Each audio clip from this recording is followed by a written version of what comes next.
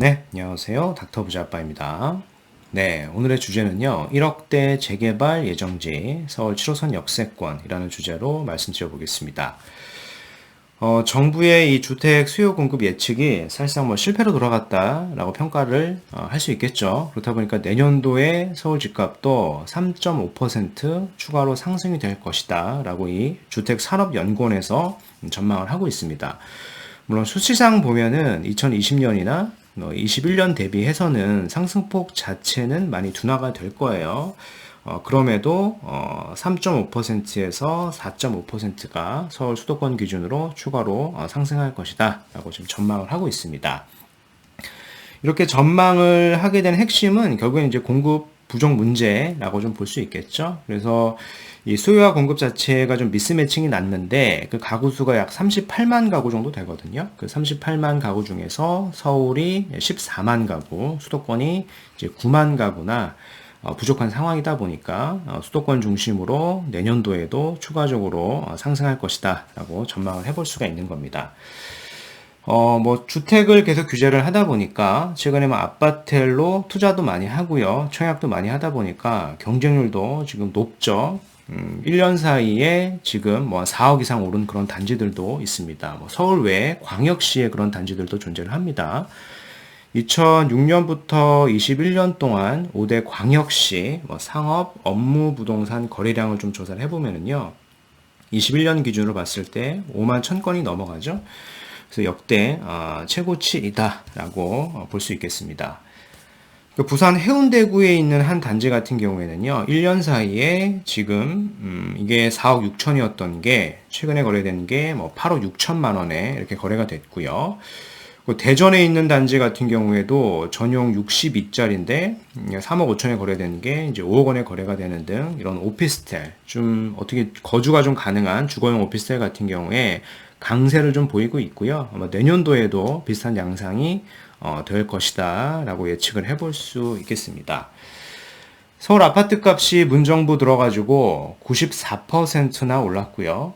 그래서 수요자가 원하는 주택 공급을 해야 된다라는 그런 얘기고, 그동안 이제 규제를 계속 했었고요. 정비 사업도 어떻게 보면은 기존에 있던 구역 자체도 취소하는 등 어떻게 보면은 공급을 늘려야 되고 규제를 완화해야 되는데 그 반대로 했기 때문에 주택 상승세가 이렇게 많이 올랐다라고 볼 수 있을 것 같고요.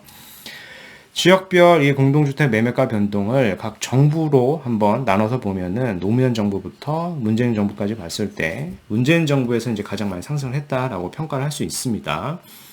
서울시 아파트 가격 누적 상승률이 문재인 정부 들어가지고 지난 10월까지 봤을 때 93.9%나 상승을 했고요. 박근혜 정부의 누적 상승률 대비 한 4배 이상 해당하는 그런 수치입니다. 네. 내년도에도 이제 국민 10명 중에 6명 이상이 집을 살려고 한다라고 이제 직방 데이터 기준으로 나타났습니다. 물론 퍼센트지 자체는 조금씩 줄어들고 있습니다. 2020년에는 71%, 2021년도에는 69%, 그리고 내년도에 64%가 집을 산다라고 표현을 했습니다. 의사를 표현했고요. 10명 중에 한 6.4명 정도 되는 수치니까 사실 적은 수치는 아니다라고 볼 수 있겠죠. 참고를 하시고요. 네, 오늘 구독자 사연을 간략하게 보겠습니다. 중랑구 상봉동에 거주하고 계신 40대 후반 주부님께서 이렇게 사연 주셨고요. 상봉동 아파트 한 채를 소유하고 계시고 지금 실거주 중에 있다라고 하셨습니다. 여유 자금이 한 1억 정도 있으시고요. 그래서 부동산 투자를 하려고 하는데 검토 중인 데가 지금 면목동 가로주택을 추천받았다라고 하셨습니다. 그래서 여기를 투자해도 괜찮은지 문의 주셨고요. 일반적인 가로주택 같은 경우에는 아무래도 소규모죠. 그래서 한 100세대 남짓 해가지고 소규모로 개발을 하다 보니까 그렇게 투자성이 우수하다라고 보기는 어려운데, 이제 면목동 같은 경우에는요, 이런 블럭들이 비록 이제 소규모 단지 가로주택으로 개발이 되겠습니다만은 여러 블럭들이 같이 이렇게 묶여져 있는 구역들이에요. 그래서 일반적인 가로주택 대비해서는 투자성이 좀 더 높다라고 평가를 할 수 있습니다. 근데 현재 보시는 구역이 여러 구역 중에서 이제 어떤 구역인지 언급이 없는데요. 해당 구역 중에서는요, 이제 동의율이 적어도 한 80% 정도 내외 되는 요런 구역을 우선해서 선점을 하시는 게 가능성이 그만큼 높겠다라고 말씀을 드리겠습니다. 다른 이제 동의율이 이렇게 80% 이상으로 넘어가다 보면은 아마 실투자금이 조금 부족하실 수도 있어요. 막 2억 이상 필요할 수도 있다 보니까 제가 추가적으로 면목동 일대도 재개발 예정지가 있습니다. 이번에 신속통합기획으로 재개발 추진하는 구역이 있으니까 그런 구역을 같이 해가지고 소액으로 투자를 검토해 보시는 것도 좋겠다라고 의견 드려보겠습니다.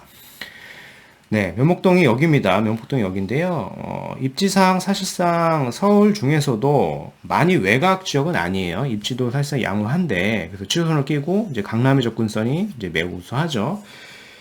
아무래도 이제 그동안의 주택 가격이 많이 오르지 않았던 것은 이제 아파트가 없기 때문에 그래요. 그러니까 신축 아파트가 2020년에 입주한 요 사가정 센트럴 아이파크 하나밖에 없고요. 기타 다른 지역들은 대부분 소규모의 오래된 아파트가 일부 있거나 아니면은 뭐 저층 주거지만 있다 보니까 주택 가격이 많이 오를 수가 없었는데 뭐 사가정 센트럴 아파트 신축 아파트 기준으로 보면은요. 뭐 시세가 그렇게 낮지가 않죠. 3, 4평 기준으로 한 15억 정도 내외 되기 때문에 면목동 일대도 신축 아파트가 생긴다라고 하면은 요 동등 이상의 시세가 형성될 수 있는 지역이다라고 평가를 할 수 있는 겁니다.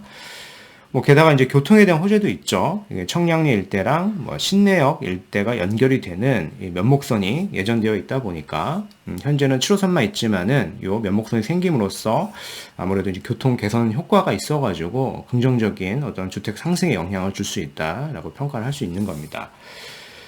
그래서 현재 보신 지역이 아마 여기일 것 같습니다. 가로주택 구역을 보신 것 같고요. 요 블럭 중에서 동의율이 이제 80% 정도 내외 되는 구역을 우선해서 보시는 게 좋겠다라고 좀 의견을 드리겠고요. 가로주택 같은 경우에는 가장 큰 장점이 아무래도 요 속도죠. 속도가 빠르다. 일반적인 재개발 대비 몇 배 빠른 속도에 있겠고요. 추가적으로 또 일반적으로 어떤 정비사업 구역 같은 경우에는 투기과열지구일 때는 5년 재당첨 제한이라고 하는 게 있는데 요 가로주택 같은 경우는 그런 부분이 없기 때문에 또 투자하기에 있어서 좀 메리트가 있다라고 평가를 할 수 있는 겁니다. 단 이제 추가적으로 뭐 1억으로 동일 높은 구역을 하기가 어려울 수도 있다 보니까 인근에 보면은요 면목 5동 일대도 재개발 예정지가 하나가 있고요. 그리고 면목 본동 일대도 역시 이번에 신속 통합 기획이죠. 오세훈식 민간 재개발 추진 구역이 있으니까 같이 이렇게 더불어서 검토를 하시면은 좋은 소액 투자가 될 수 있다라고 말씀드려 보겠습니다.